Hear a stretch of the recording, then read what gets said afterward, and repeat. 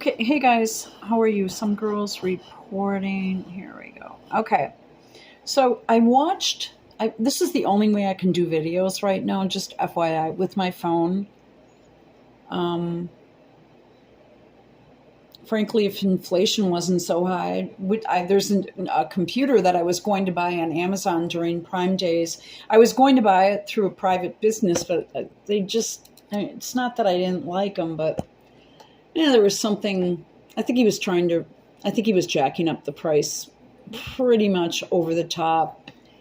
Well over $400. I went on Amazon. I found the same product. It's a laptop, and it was a brand new 2024 technology. Well, we're almost out of 2024 now, and I got it on, or I could see it on the Prime special Prime Days or whatever for $322, and I'm like, well, that's great, And then I don't know, I did my dishes, got ready for bed, and then I was just laying down and I picked up my computer and they changed the price back up.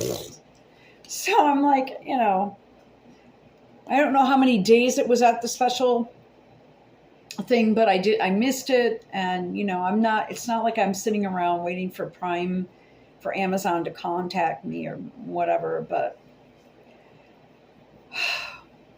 so this is the only way I can do it. And then my Some Girls channel, I cannot post anything until January 6th of 2025. Isn't that weird? And it's not even a strike. It's just a warning. And I'm not sure if the warning, well, then I had to take training. And the questions were, if I was like in second or third grade, I could have very easily at the Catholic school I went to answer those questions in about 3 minutes. And I couldn't even believe, I said, you've got to be kidding me. This is insane. 7 questions, 15 minutes, crazy ass. Basically, I can't say anything ever and or laugh at a politician. But believe me, I'm sure if it was laughing at Trump, it would be allowed. Look at all the videos I put up of Vance, Oh, well, here we go. Now, okay, so this was the Hispanic round table in Vegas today, I believe. And let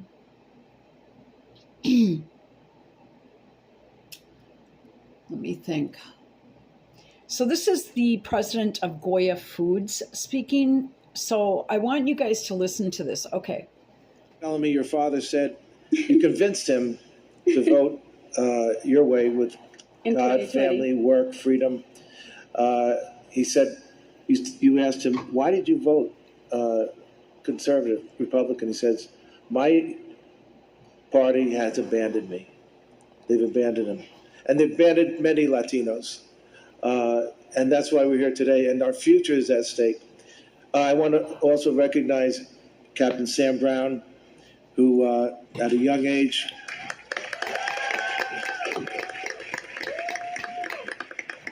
these are people who put their life on the line.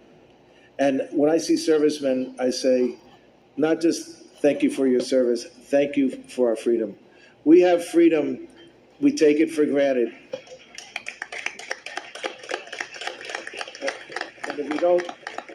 And if we don't get it back, we're going to lose this country. And that's why we're sitting next to the greatest president of our time, Donald J. Trump. Amen. Thank you. The song goes, those were the days, my friend. Some of you are old enough to remember that. I thought they'd never end. We'd sing and dance forever and a day. And that's where we were under President Trump. I call them days que buena, so good. Oh, yeah. I call the days we are today que mala. How bad has it gotten? How bad? I mean, personally, I've never been in such shock over things before in my whole life. my insurance went up. I didn't mail something on time because I was up in court in another part of the state. And I was so upset I forgot to do it. I mean, I'm not going to lie to you. I even forgot to pay my rent. And then I had to call my landlord and I said, oh my God, I'm surprised they didn't come after me. I said, it's been 8 days. And, I sent them a letter. I sent them an email, left a message. And they're like, oh, no, we're not worried about you. They didn't care. It wasn't like that. They just said, believe me, things could be a lot worse. I explained to them what happened and they didn't have a problem with it, which is very surprising. It's not normal. And they even took the late fee off, which was $50. So I'm kind of like beating myself over the head. I'm like, oh my God, and so I just took, I'm upping my brain supplements. But anyway, all right. But I was in a drugstore in the top of the state, and I wanted 2 things: some antacids, some Tums, and a small bottle of this face wash. Actually, that a few years ago I said, if you put this on your shelf, people will buy it. If I were you, I'd stock it. Not that it was any of my business, but they did. And so they started putting that on the shelf. So I went and bought some, and it's a popular product. And but you have to order it special. You have to go to a pharmacy that carries it, or I order it on Amazon or directly from the manufacturer. You can't go into Walmart or Kmart or whatever and buy it because, frankly, they don't stock goods anymore. And for the 2 items I was telling you, at the beginning of 2016, for example, well, Trump was not in office until 2017, but I'm just remember if I were to buy the same 2 products there was a little drugstore right down the block here, I'd say it would have been under $10. And that would have been a lot, maybe between $6 and $7. I paid $58 plus tax. And I didn't have my glasses, and I put my debit card in, and I went, holy fuck. It's almost $60 for 2 items that, maybe 8 years ago I would have paid like $8, $6, $7, $8 for. I said 6 before. Well, there are many different regulations on these products, but right, they're going through. I don't know. There are like 5 or 6 main companies that handle this shit right now. There aren't many independent companies that produce things like specialty face wash for oily skin, or Tums. Hello, I know I didn't expect it to be that much. And this was just a small little 8-ounce little container, little bottle, and I'm like, what the fuck, And I at that point I'm like, okay, well, this is gonna, if you're budgeting, and then your insurance goes up, and you're budgeting your month, and it's like, okay, okay, so like, am I going to be able to eat?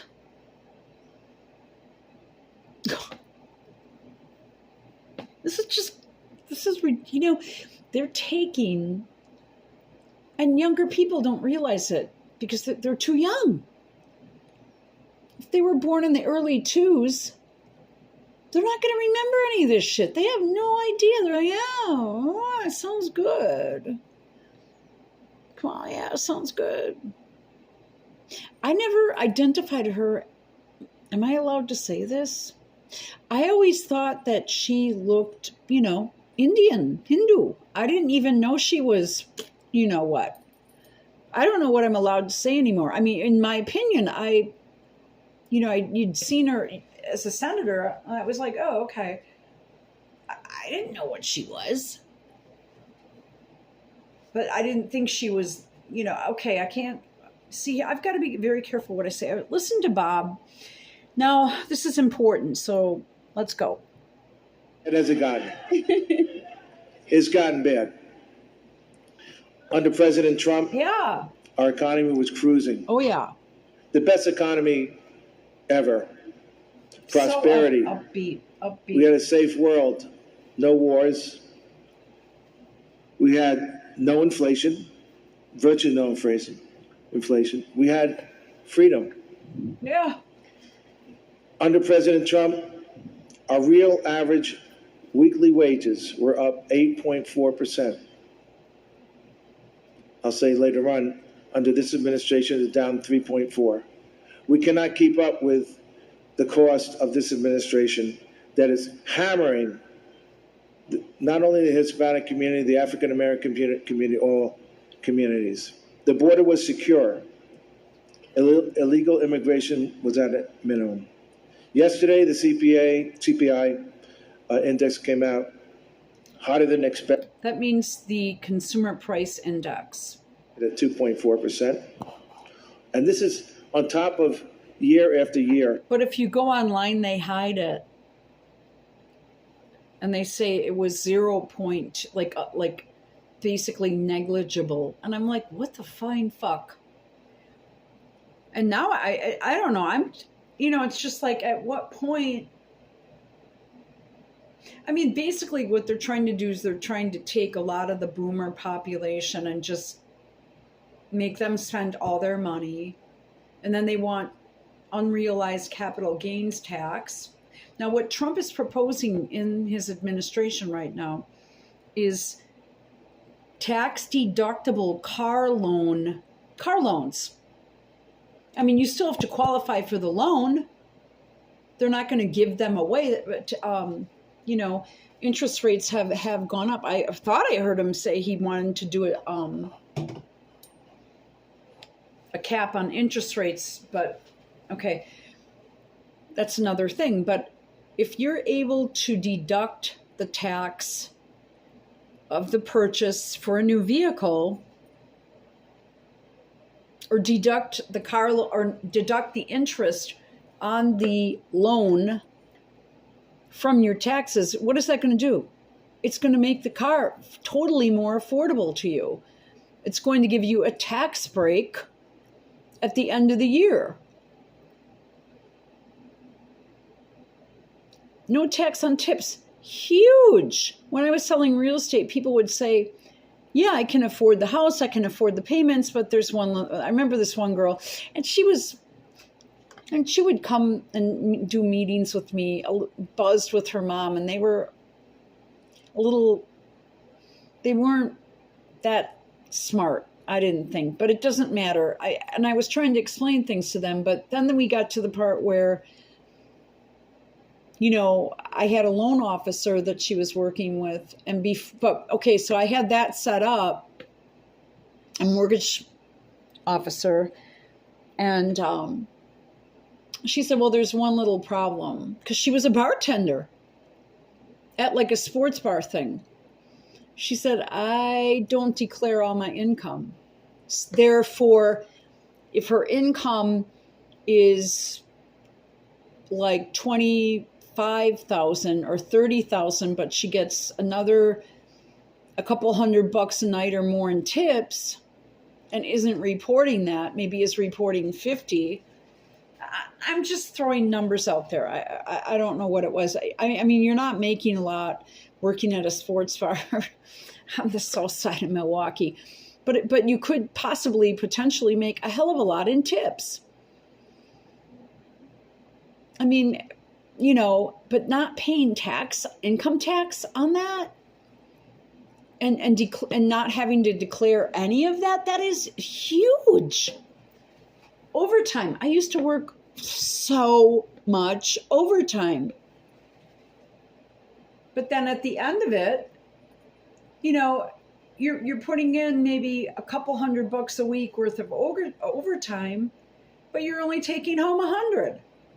Well, and Wisconsin has a very high, had anyway, but I don't know what this governor is doing now. But if I'm paying 40, if you're paying 40% to the government and then another on top of that state income taxes, it's like, okay, so what's the point of me doing this and busting my hump for 50 hours, 60 hours a week?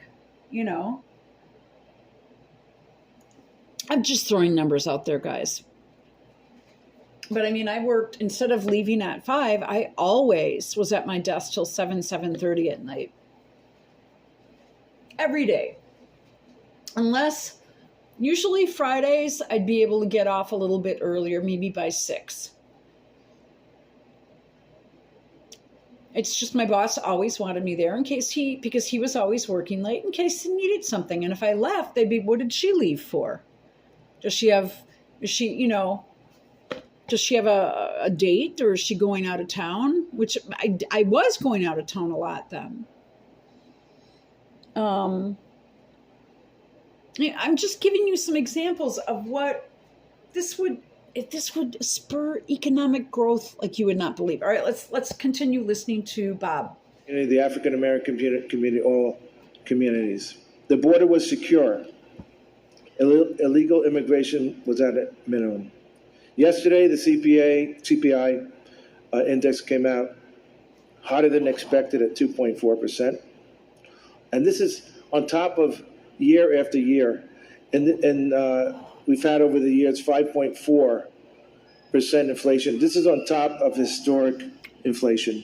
Yeah. Overall prices are up to 20.5%. But let me tell you, I'll steal a phrase from Mr. President, that's fake news.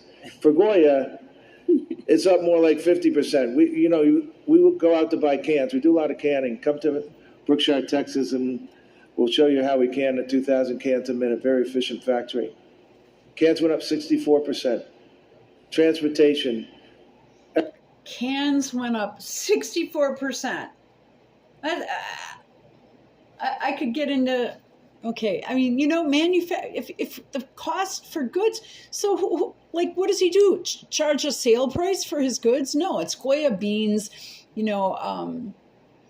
and different, I think they, I buy black beans and kidney beans. So it's different things like that. All right, let's continue. This guy explains things in a way that Trump needs to bring him on the road and just do a step by step. Trump is always thinking big, big, big, big, big. And this guy's laying it out there like in just a simple way that you can understand it. Mr. President, that's fake news. For Goya, it's up more like 50%. We will go out to buy cans. We do a lot of canning. Come to Brookshire, Texas, and we'll show you how we can at 2,000 cans a minute. Very efficient factory. Cans went up 64%. Transportation. Ever since the Harris-Biden war on fossil fuels, day one, the Green New Scam, the pulling out of Afghanistan, we showed so much weakness, they invaded Ukraine. Ukraine is a breadbasket for Europe and Northern Africa. This is very important, and Trump has not explained this to the American people. We're going to go back. We'll show you how we can at 2,000 cans a minute. Very efficient factory. Cans went up 64%. Transportation. Ever since the Harris-Biden war on fossil fuels, day one, the Green New Scam, the pulling out of Afghanistan, we showed so much weakness, they invaded Ukraine. Ukraine is a breadbasket for... Okay, so okay, Ukraine is the breadbasket. Europe and Northern Africa. They have wheat, 30% of the world's wheat, 20% of the world's corn, 50% of the world's fertilizer. It tripled the cost. 50% of the world's fertilizer. And then I believe he said 30% wheat. And then, hang on, one more thing. I apologize. The pulling out of Afghanistan. We showed so much weakness, they invaded Ukraine. Ukraine is a breadbasket for Europe and Northern Africa. They have... No, I don't agree with that statement, but okay. 30% of the world's wheat, 20% of the world's corn, 50% of the world's fertilizer. It tripled the cost of fertilizer. What does that do to our crops over here? It goes way up. Under Kamala, real average wages.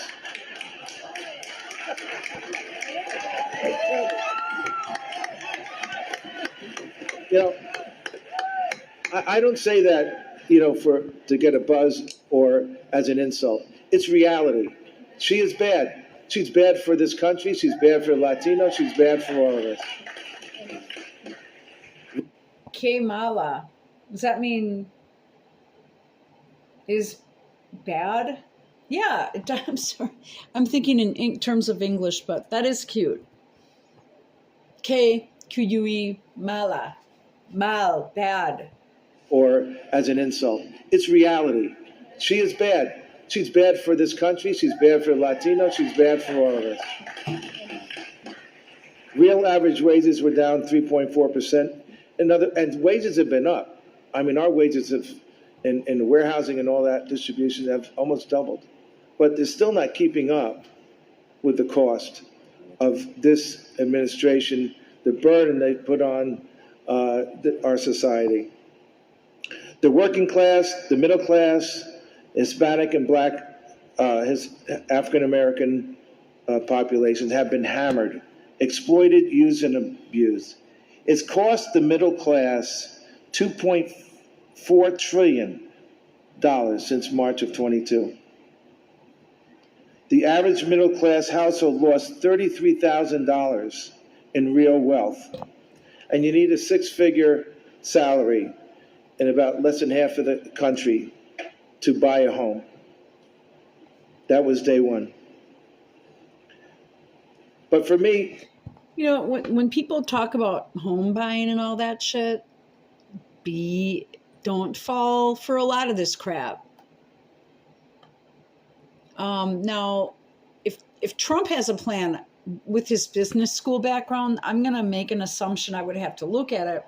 But from being a real estate agent, especially where I was in the central city here, if you get, God, how can I put it? You need to be able to keep that home up. You need to know about how to maintain a home. Or you need to be able to hire someone to help you maintain that home. You can't just let it go to shit. Because then you have basically tear downs. You know, let me give you an example, like just something in the state of Wisconsin, especially as simple as making sure that your window wells for your basement are kept clean and dry and free from debris. Otherwise, what happens is your basement is going to start to leak. It's going to start, your foundation is going to start to deteriorate because you need to clear the debris out and you need to keep those areas free from like leaves and water and shit like that. I'm just talking about basic shit, making sure your gutters are maintained. You know, if you have to paint the place, I mean, are you able to paint it? You know, do you know how to do that? If you're, you know, people, they get in too deep. Can you afford the taxes if they go up on the house? The property tax? But the biggest thing I saw was where people just let things deteriorate. And, because they didn't know how to maintain a home. And then you'd end up a lot of people just ended up walking out, short selling it, or letting the bank take it back. A lot of that's what I saw. But that was under Obama. Okay. All right. That was 8 years. When I was an agent, it was during the last years of Obama. And that's what I saw. And it was heartbreaking for the people, that had to short sale or had to have it bought back from the bank. And they wouldn't get anything out of it, So you have to make sure, okay, you need to be able to maintain that house, and you need to know about, you can't just, I think I'll buy a house, I just want the dream. Well, there's more to it than that. And that's major, who's going to do the yard work? It all depends where you live, All right, let's go. And we can go on and on about this economy. We've been hammered. But for me, the biggest issue under this administration, which I consider evil, and I'll tell you why,